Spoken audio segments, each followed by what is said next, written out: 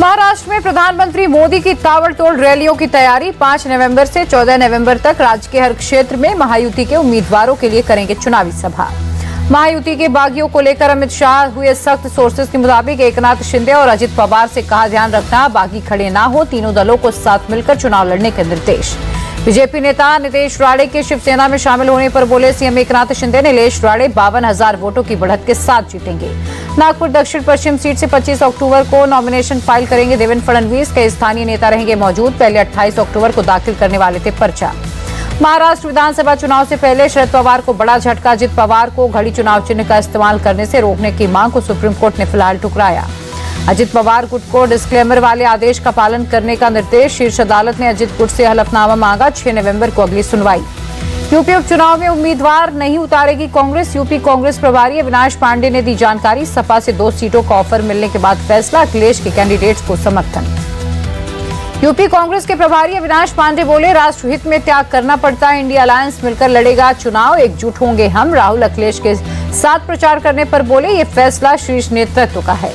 कांग्रेस के उपचुनाव न लड़ने के ऐलान के बाद सपा ने बाकी बची 2 सीटों पर भी उतारे उम्मीदवार। गाजियाबाद से श्री सिंह राज जाटव और खैर से चारू कैन को टिकट। यूपी उपचुनाव के लिए बीजेपी ने जारी की 7 उम्मीदवारों की लिस्ट। गाजियाबाद से संजीव शर्मा को टिकट। फूलपुर से दीपक पटेल होंगे प्रत्याशी।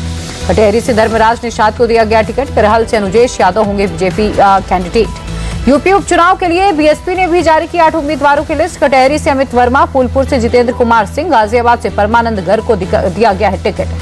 बिहार में जेडीयू और आरजेडी में जुबानी जंग। शक्ति सिंह यादव ने जेडीयू का फुल फॉर्म जहां दारू अनलिमिटेड बताया तो जेडीयू ने भी पलटवार किया। कहा आरजेडी मतलब राष्ट्रीय जहरीला दल। झारखंड के मुख्यमंत्री हेमंत सोरेन ने अपना पर्चा भरा। बरहेट विधानसभा सीट से खड़े हैं।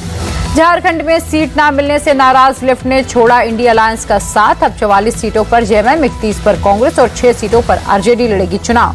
प्रियंका गांधी की चुनावी हलफनामे पर मचा घमासान। बीजेपी ने साधा निशाना। कहा गांधी परिवार के दिखाने के और खाने के दांत अलग। प्रियंका ने रावत वाड्रा की घोषित संपत्ति कम दिखाई। बीजेपी के आरोपों पर रावत वाड्रा का पलटवार। मुझ पर 10 साल से झूठे आरोप लगाए जा रहे हैं, मैंने कोई गलत काम नहीं किया। नहीं थम रहा विमानों को धमकी मिलने का सिलसिला। आज भी एयर इंडिया, विस्तारा समेत कई एयरलाइंस की 95 फ्लाइट्स को बम उड़ाने की धमकी। पंजाब के किसान नेता सरवन सिंह पंडेर का बड़ा ऐलान। 26 अक्टूबर से सड़कों पर उतरकर हाईवे पर करेंगे चक्का जाम। धान की धीमी खरीद, पराली जलाने को लेकर दर्ज एफआईआर पर गुस्सा। बारामूला के मालखाना कोर्ट कॉम्प्लेक्स में गलती से ग्रेनेड फटा। ड्यूटी पर तैनात जम्मू कश्मीर पुलिस का एक जवान जख्मी।